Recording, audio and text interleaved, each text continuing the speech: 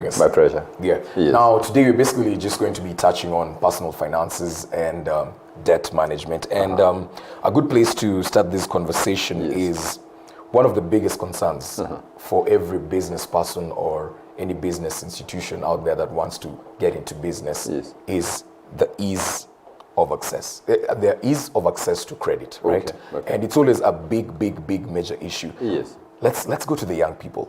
This is always a big complaint to them. Okay. Ease of access to credit. Yes. What would you advise somebody who would literally want to go into business and they can't really access credit because it's always a concern with banks? Does he have the experience or where's the books to show that this can actually justify you getting credit? Yeah. Okay. I think once we want to go to business, we need to basically appreciate and understand that we will actually need capital. And we will need capital in many dimensions. And one of the things we always need is money. Sometimes we don't have money, but we have to ask ourselves, what do I have? It's something we call equity. Yeah. Now, equity encompasses many things. Money is part of it. But as a young person, you have a few things working for you. You will have the idea, okay? And you can share that idea with somebody. Yeah. You will actually have the time, and you have the energy. Now, if you don't have money, with what else you have, your idea, your innovation, you have the time, you have the energy, can you be able to get somebody who will actually believe in your idea and believe in your time to actually invest into the enterprise that you want to go into? And we look at who are the easiest ones to give me the money. And we look at what we call business angels. Yeah. A business angel is anybody who wants to support you, develop yourself, the idea. They can actually give you the money, but they cannot give you money for free. Yeah. They want to get involved with you just because they want to assist you to move on, but they don't want to risk the money with you. Yeah. So they'll come in, say, as a shareholder. And just think about it. If a parent's got a child who's shown initiative in a given area and they've got all the paperwork ready, they've got everything in place, and you actually go to the person and you say, hey, this is my whole idea. Yes. This is the amount of money I want you to give me, but this is what I'm bringing to the table, because you must bring something to the table. Definitely. So you can look for a business angel of any definition. Like I've said, it could be a parent, could be somebody else who understands you, could be an organization. I mean, and there are organizations, people around churches, the NGOs doing that. The actually government bodies. What's the youth fund all about? Yeah. We put together an idea, we structure it properly, and we present it, and we can get the finances. So finances should never be the reason why we're not moving. Okay, fine. Now, I'd love for us to take the conversation in a sequential kind of manner, right? Yes. Now, you've gotten the capital or the credit that you wanted. Yes. The next thing is the investment, right? It depends with the investment that you want to make. And most young people grapple with the fact that, is this the right investment? I'd love to understand what is the right investment. Because at times, I was recently speaking to somebody and I was telling them, there's no point of having a piece of land. Yes, land appreciates with time. There's no point of having a piece of land. Why don't you sell it right now with its value and put in the money in a business that can actually bring in the returns as soon as possible? Okay. What is the right investment for a young person? And do you think the analogy that I've just given you, the example, is a good thing to go by? I think it's, I will not say it's a good thing to go by or not a good thing to go by. Now, there are obviously a few considerations. If you want to get into business, you want to get into an enterprise, you want to invest, there are a few considerations that we put in. Okay, how much money do you have at hand? Because if somebody's got 100,000 and another person has got 10,000, they're unlikely to be facing the same scenario. Now, how much risk appetite do you have? Okay. Now, there's people who have risk appetite, that's their nature, that's their personality, and if they lost the money, they can actually be able to recoup. There are people who get frightened by risk. So you must assess yourself, and you can actually get somebody to help you assess yourself. Are you capable of taking risk? If you lost everything, would you end up in hospital? Are you capable of saying, okay, that's lost, I'll start again? So risk appetite is very key. Now, the other thing is you must look at what's a goal you want to achieve. What do you want to achieve? Because there are many things. I might want capital growth, or I might actually want revenue. And those are different things. If I want capital growth, that means I have some money, but I want it to grow. I can go into an investment which does not necessarily become liquid today or tomorrow. So I can actually put my money, say, in a unit trust.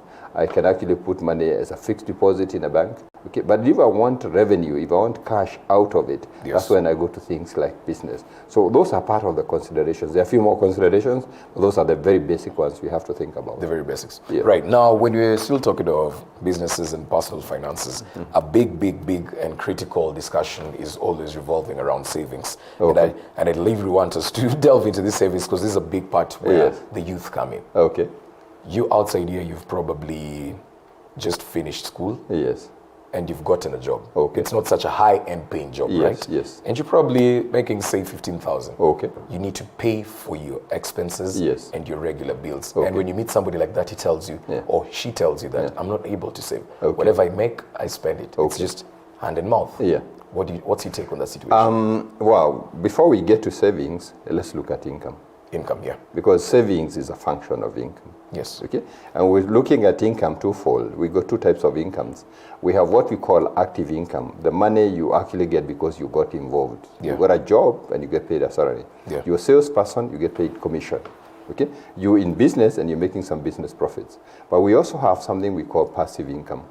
Yes. Passive income is the money made by your investments. Literally, investment is when you set your money to go and work for you. What your money makes is what we call passive income. So when we are getting into savings, where are we heading? We're heading into investments so that money can also work for me. For you. Okay, I think we need to have that basic understanding. Why do we do savings? Yes. Okay, because we don't just throw money at the corner for the sake of it. We actually want to make sure that over time, I will make money, but my money is also going to make money for me. For you, yeah. Now, so we start at income. And when we're looking at income, we all have different positions in income. Yes. There are times, especially when you start up, maybe your expenses even exceed your income. Yeah. And you might go, if you're a young person, you left college, what's the big tendency for a lot of people? You become an outpatient to your parents. Yeah. If you're hard up, you go back. True. That's why we call it an outpatient. Yeah, true. So you're not resident, but you come for hard up. Yeah. Now, a lot of people want to accelerate the process so that they can get out of that. And how do you accelerate the process? You must focus on your income. How can I grow my income? If you find your income is more than your expenses, you got only two ways. You can actually increase your income, that's within your means, or you can reduce your expenses. Yes. Okay? And you don't have to reduce the quality of your life by reducing the expenses. Yeah. So when we're looking at young people, when they're saying, I'm not able to save, the question is, are we able to look at our expenses and have you found another way of maybe dealing with those expenses? Yeah. Because you look at, if you make an income and you have earned the money, Yes. when the money leaves you, where does it tend to go? Okay, if you think about it, very quickly, we call them 7 cashiers of life. Yeah. Where the money goes. Yes. If you're a person of faith, you'll have to invest in the kingdom of God. And that's paying your tithes, it's paying your offering, it's helping the poor, and if your parents need help, helping them and your siblings. Yeah. That's one. Yeah. Then number 2, you have to pay taxes. In life, a few things are certain. Death and taxes. Yeah. So you will have to pay taxes. And it is not only what we call pay as you earn. You might have to pay withholding tax, VAT, excise all duty, that, yes. and all those. Yeah. Now, number 3, you need to maintain your life. It's called lifestyle maintenance. So you actually have to pay your bills. Yeah. House rent, transport, airtime, clothing, food. Yeah. And number 4, you will actually have relationships, and you will actually have to pay for your relationships. We just come from Valentine. Yeah. Okay. So that's also part of the cashiers, right? Okay. Yeah, it's part of the cashier. You can't ignore it. You're part of a setup, so you will actually have to pay for that. When you become a parent, you have to pay the cost of your children. Yeah. You have to pay part of the cost of your spouses and all that. So it's not only boyfriend, girlfriend. You actually extend it all the way. Into so some families people, maybe even your relations, maybe your relatives that you're supporting and all that. And number 5 is actually the community where you come from. Community, yeah. We always find ourselves having this harambe or this funeral or this, and you know the way they just create a WhatsApp and they put your name in there so that you can actually changa. So that's a way of life that we do it. Number 6 is what we call personal development. You must invest in developing yourself. It might mean you buying a book, you studying a course, you're doing something so that you become better. Yeah. And number 7 is what you call now savings and investment. Savings and so investment, because right. of tomorrow. Yeah. Now, even when you're a young person and you left college, you know you have to do almost all those things. Actually, not almost. You have to do all of them. Right. And so the biggest challenge all the time is to balance out. balance out so that none takes the money of the other one. So you balance out. If you don't balance out, you find your relations are actually taking money for personal development. Yeah, one will eat into the other. One is eating into the other. Yeah. So you're having a nice time with your friends, but basically you find you can't even pay for your college fee if you want to go and do some other program. And it is important to develop yourself, because by developing yourself, you will actually be able to earn more. Yes. Now, balancing all those is what we call budgeting. Budgeting. Yes, that's what it's called, budgeting. Just balancing out all those things is called budgeting. On these 7 cashiers, you've mentioned a very interesting thing is in terms of, and the 6th one is personal development, which means, let's say you're working somewhere and you've realized you're at a junior level. So for you to elevate to the next level, you actually have to go and pay for some sort of to get more papers in that. True. But do you think, is this really an ideal situation in a Kenyan context right now that we're having people with masters and PhDs and all that without It's something employment? to think about. The question is, what do you need to go to the next level from where you are? It does not necessarily have to be academic, maybe professional. You're junior accountant in an organization and you want to be the accountant himself. So you have to go and study your CPA. Okay. Yes, there is competition, but you must better yourself. You might actually find what you need is not necessarily an academic qualification, maybe a skill. You've been given a job and your front office, but your public speaking, your relationship with other people is not good. So you're having a quarrel with too many people. You might actually decide to go and sort out that. Or you just want to remain positive in a negative environment. So you want to keep yourself motivated. So it might actually, personal development mean you go to the gym. And you feel good about yourself. You go to the sauna. It doesn't mean books all the time. And there are many things. We're saying from where we are, how can I go and get better than that? How can I go to the next level? Now, when you're still talking of, you're still touching on issues pertaining to student debts and all that. We have students right now in different universities and varsities. They're graduating and actually finding themselves in debt. There's student loan debt. That one is part of life. I mean, I still even have some of my relatives and uncles and aunties still paying for whatever they used to study. That is part of life, well and good. But what I want to understand is the government, or Kerry, the taxman, definitely has put like students have to file nil returns. That is something I've grappled with. I'm trying to understand, why does somebody need to file a return and he or she is not taking part in any business, she's not doing any financial transaction that deserves for taxes to be paid. Now you get that this person goes through the 4 years, he's exiting, maybe he wasn't well aware of how the returns should be made and is out here with debt after exiting. Do you think that's an ideal environment for a young person heading into a first, and remember we talked about that we didn't. We'll get to that. I'm sure we'll get back to that. Now, why do we pay taxes? For the money to work for us. No. Why do you pay taxes so that somebody can actually ensure there's an environment for us to work? Okay. Yes. Because you can't hire your own KDF, can you? Can you put up your own roads? So that's basically our money for us. We want money to work for us. Exactly. Now, and every adult person is using the facilities we have. Children are using it, but somebody is paying for it. Every adult person is using the facilities we have in this country. Now, the taxman wants to find out, what are these adult people doing? And that's why they want you to file nil for them to still know you are not employed, because one day when you get employed, now they'll know you have moved from point A to point B. And so, if you get registered by KRA and you want to have a PIN certificate for your many other transactions, you want to be a driver or whatever you want to be, now KRA expects you to file nil, and it's not going to cost you a lot. You can do it on your phone. So it doesn't have to cost you a lot. But it's a system of government trying to widen the tax net. Get as many people who are making an income to pay their taxes. But the students are not making in debt. The fact that you're in debt does not mean you have no income. It doesn't mean you don't have income. Now, if you're a student and you go through college, and we went through college, where did the college money ever come from? Maybe an allowance from our parents, an allowance from our supporters. Some of us who were lucky, we got an allowance from government, whether it was HELB or whoever. So we had some money, isn't it? But that was to help us to study. Now, when we finish our study, we become tax-paying citizens. Citizens, right? Yes. And if you're not paying tax, government still wants to monitor where are you doing. So that the day you actually make income enough to pay taxes, then you can start your share of taxes. Because the more people pay taxes in a nation, the lower the tax burden for everybody. So your advice to young people in different campuses is not to complain, but to actually file these returns? You can complain, but you need to understand, complaining does not prevent KRA from charging you penalties for not filing. So it's a good thing. According to you, it's a good thing for students to file returns. It's a good thing. And we cannot sit here and say all students have no income. We have very creative students who actually start making money while they're in college. We have seen people who are in college, but they already set up their businesses. So what are we saying? Just because they're in college, they should not pay taxes? I think that would be wrong. That would be wrong. Okay, fine. So as we still staying in issues pertaining to debt, because it's something that affects both youth and generally adults across the nation. When you talk of debt, a key issue that comes in is banks, right? Banks are usually out there giving people loans and pertaining to different, with regards to different rates here and there.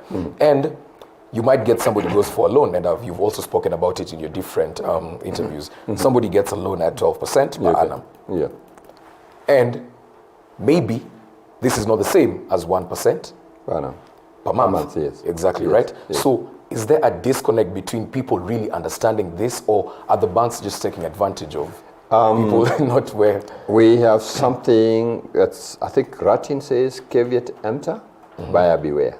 Buyer beware. It is your business to be aware, not the business of the bank to educate you to the last point. And that's why they say terms and conditions apply. It's your business to read the terms and conditions, not their business. And that's why it's a responsibility of individuals to learn. Exactly. Okay? Nobody to teach us. And when we're looking at debt, we must clearly understand what's debt. You actually holding other people's money or items of value.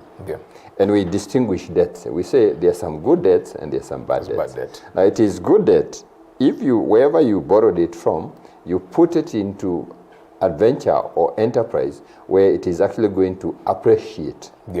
Okay? Or create potential for the future. Let me explain the last one. I have found, I'm an accountant in the office. I present my reports to the board of directors, but I'm very poor in presentation. And I actually look for, and even in college, and I go and borrow money somewhere, and I pay for that course so that I'm a better presenter. I have created potential for my future, because if I do a good presentation to these guys, they are likely to promote me. And promotion comes with more income. Okay? Now, that's a good debt. Now, it is a bad debt if wherever you're going to put it, there's no appreciation and there's no potential for the future. And we're looking at things when we borrow to do things for show, when we borrow for things for consumption, when we're borrowing to put it in depreciating assets. All that is bad debt. Now, before you get into debt, we critically need to understand what's the price of money, what's the cost of money. Okay? And so whether it is 1% per month, whether it is just 1% per day, it is your business to actually understand how do I convert it to what is called the annual rate, the annual percentage rate, APR, so that now you can conceptualize whether it's given per month, whether it's given per day, whether it's just a flat rate, you actually do that. And the government is very sensitive. They've done a nice thing. Central Bank actually has a calculator that's online. It's called cost of credit. You can actually search it in a day.